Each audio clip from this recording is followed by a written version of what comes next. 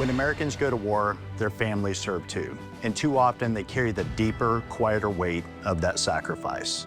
As we look back 250 years, we find story after story of a nation rising to care for our military as well as the loved ones left behind. This is one of those stories.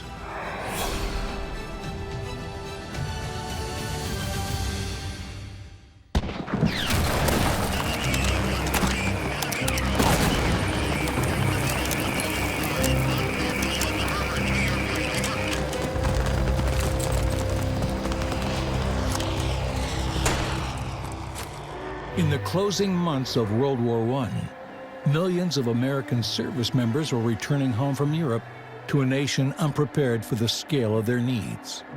They had survived the trenches, but at home there was no unified system of veteran support.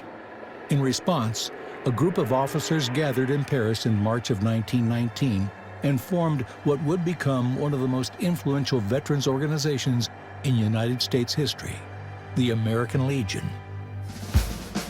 Among the early leaders were Lieutenant Colonel Theodore Roosevelt Jr., son of President Theodore Roosevelt, and a decorated combat officer, and Eric Fisher Wood, an engineer and officer who helped shape the organization's founding structure. In November 1919, the Legion held its first national convention in Minneapolis, formally establishing its national presence. That same year, it was granted a congressional charter by the United States government, cementing its role as a permanent institution in American civic life. Its first national commander was Franklin Dollier, a Philadelphia banker and veteran officer who helped define the Legion's early direction. The Legion quickly grew into a nationwide force. Local chapters, called posts, appeared in cities and towns across the country.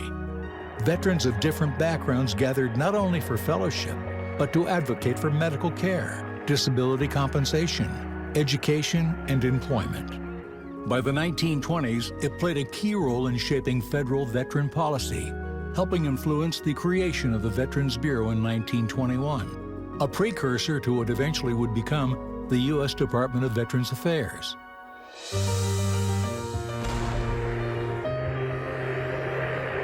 December 7th, 1941, a date which will live in infamy. When war came again, the American Legion stood firm in its service.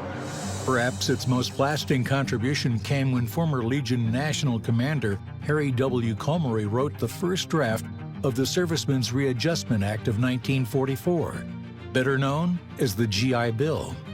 The law transformed American society by helping millions of veterans attend college, buy homes, and build businesses after the war, reshaping the middle class and expanding opportunity across generations. More than a century after its founding in Paris, the Legion remains one of the largest and most recognizable veterans organizations in the nation, and its values still resonate as the nation celebrates its 250th birthday. Every generation of heroes, from the Revolutionary Minutemen to our modern veterans, stand on the shoulders of those who fought not just on battlefields, but for the right to be remembered. These patriots and organizations reflect the same spirit that drives Folds of Honor, an organization founded in 2007 to support the spouses and children of Americans fallen or disabled military service members and first responders. Across 250 years of American history, one truth remains constant. When sacrifice is asked of a family, others rise to serve beside them, because honor isn't just something we remember, it's something we continue.